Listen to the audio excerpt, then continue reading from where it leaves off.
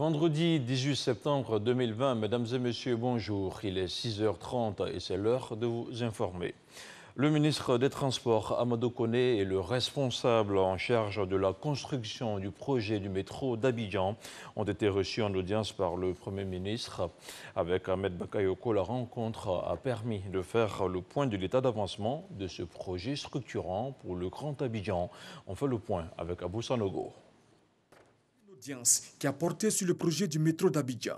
Un projet structurant qui va permettre de desservir l'agglomération du district d'Abidjan. Le ministre des Transports, Amadou Koné, et le directeur de la société en charge de la construction du projet ont été reçus par le chef du gouvernement, Ahmed Bakayoko. Il s'est agi de rendre compte de l'état d'avancement des travaux. Donc nous avons fait le point avec M. le Premier ministre à l'effet de tenir à tout le moins le calendrier qui a été fixé de livraison du métro d'Abidjan. Donc c'est avec beaucoup de satisfaction que cette rencontre a pu se faire et le Premier ministre nous a donné les avis et les éléments nécessaires dont nous avions besoin pour que nous puissions avancer sereinement dans le cadre de ce projet. Nous sommes extrêmement satisfaits et reconnaissants au gouvernement de la Côte d'Ivoire du soutien qu'il nous apporte au quotidien pour faire avancer ce projet.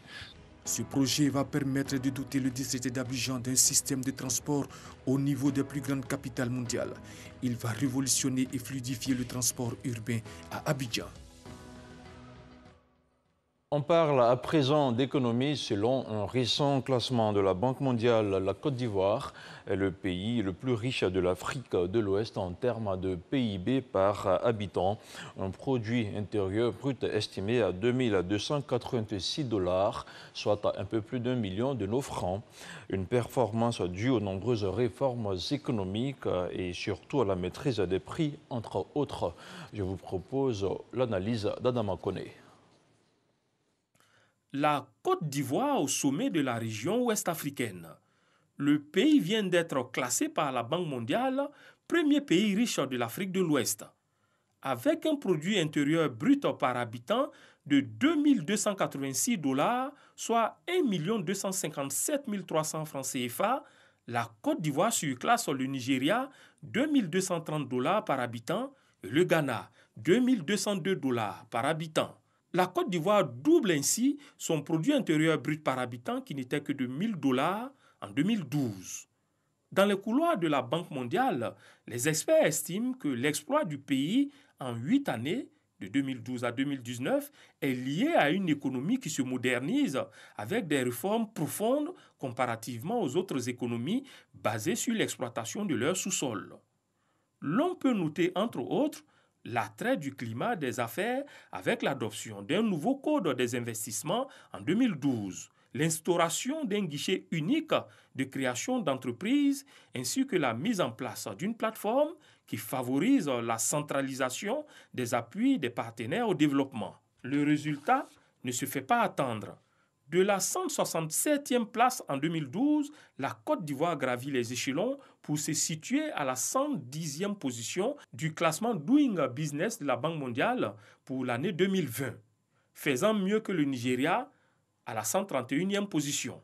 Des performances qui séduisent les bailleurs de fonds, occasionnant l'ouverture de nombreux chantiers. Routes, ponts, centrales électriques, hôpitaux, adduction en eau potable. Résultat, le taux de couverture en électricité de 33% en 2012 passe à 73% en mai 2020, alors que le taux d'accès à l'électricité se lève à 90% de la population. Une population qui d'ailleurs enregistre une classe moyenne robuste tirant la consommation. Surtout que la Banque mondiale note une maîtrise des prix à travers un taux d'inflation moyen annuel de 0,8% contre 11,9% au Ghana et 11,6% au Nigeria. Les économistes n'oublient pas les efforts réalisés dans le capital humain. En témoignent les investissements importants dans l'éducation et la formation dont les dépenses atteignent en 2017 27% du budget national. Aujourd'hui, avec une croissance moyenne de 8,2% sur 8 ans, les prévisionnistes avancent que le pays devrait avoir une croissance robuste après la crise sanitaire mondiale pour dépasser la Tunisie et devenir le premier pays d'Afrique subsaharienne à se hisser dans l'histoire au-dessus d'un pays d'Afrique du Nord. Voilà, c'était pour vous l'analyse d'Adama Koné. Autre chose, à présent, les travaux parlementaires de la session ordinaire de l'année 2020 se tiennent depuis jeudi à l'hémicycle et prendront fin le 19 novembre prochain. Le calendrier a été adopté au cours d'une séance plénière hier jeudi.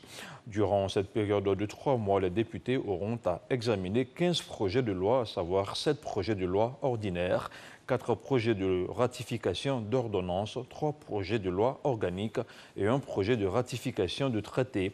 Les parlementaires ont été invités à prendre toutes les dispositions afin de prendre part aux différentes sessions d'examen de projets de loi. On aborde à présent l'agenda du chef de l'État. Le président Alassane Ouattara sera dans le royaume du Joie Blanc à Agny-Bilekro. Alassane Ouattara va participer aux obsèques du roi Nana Agnini Bilé II, décédé le 8 janvier 2020. Avant l'arrivée du président de la République, c'est tout le royaume qui se mobilise pour réserver un accueil chaleureux à celui qui est considéré comme un fils du royaume. Envoyé spécial Mamadou Kouassi. Le royaume du Gabelin en deuil. Le mal des dents qui rongeait depuis quelques mois, Sa Majesté Nana Agnini Bilé II, a eu finalement raison de lui. Une situation matérialisée par les couleurs rouges et noires, comme recommande la tradition Akan. Et les obsèques ont démarré depuis le mercredi 16 septembre dernier. Un programme qui verra la participation du président de la République, Alassane Ouattara. Avant sa venue dans le royaume du Gabelin, le ministre Pascal Kwaku Abidjan, accompagné de plusieurs cadres du département d'Agny-Bilekro, échange avec les chefs traditionnels et les chefs de cour. En plus du maintien du climat social apaisé dans tous les villages et hameaux du département d'Agny-Bilekro, il est également question de la mobilisation pour accueillir le chef de l'État. Parce que n'oublions pas qu'il est de la famille royale d'Agny-Bilekro. À son premier voyage ici, du vivant du roi Agnini Bilé, on lui a donné un nom royal. Donc, il est de la famille, il faut l'accueillir, il faut l'entourer pour lui remonter le moral. On demande aux populations de venir pour qu'on accueille le président de la République, pour que, en partant d'ici, il sache qu'il est de la famille et qu'il reste toujours un enfant de la cour royale. Mais avant, tous les fils et filles du royaume s'emploient à faire de cette visite familiale une réussite, un véritable moment inoubliable. C'est le 8 janvier dernier que Sa Majesté Nana Agnini Bilé II a tiré sa révérence à l'âge de 86 ans, dont 36 ans passés à la tête du royaume du Gabelin. Il sera porté en terre selon la tradition Akan, dans la nuit de ce vendredi 18 septembre 2020. On s'intéresse à présent à cette journée d'information et d'échange sur l'endettement massif par la pratique de l'usure chez les salariés qui s'est tenue à Abidjan. La rencontre initiée par le ministère de la Solidarité, de la Cohésion sociale et de la lutte contre la pauvreté avait pour objectif principal de lutter contre le surendettement, une pratique qui touche plus de 23 000 salariés en Côte d'Ivoire. On en parle avec Asto Touré. Le prêt à usure ou système Marguia a d'énormes conséquences sur la vie du salarié, avec plus de 23 000 enseignants concernés. Cette rencontre vise à trouver des stratégies innovantes pour lutter efficacement contre ce phénomène. Le surendettement dû au prêt usurier qui impacte dangereusement la vie de presque 30% des fonctionnaires et agents de l'État. Et la situation est telle que ces personnes vivent dans une certaine précarité et nous essayons ensemble avec eux pour voir, à travers une étude qui sera menée, comment on peut les aider à trouver une solution et comment le gouvernement peut proposer des solutions au phénomène de surendettement. En Côte d'Ivoire, près de 30 000 fonctionnaires et agents de l'État subissent les effets du surendettement auprès des maisons de crédit d'équipement dans un environnement de prêt à usure.